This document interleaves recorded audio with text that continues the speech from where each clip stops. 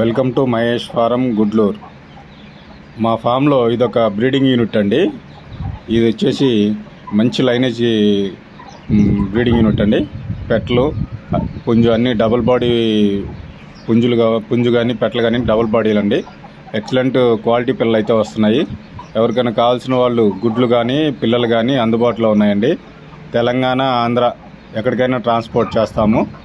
మీరు ఎవరన్నా వచ్చేటప్పుడు ఫోన్ చేసి రావాలండి ఫామ్ దగ్గరికి విజిట్ చేసేటప్పుడు.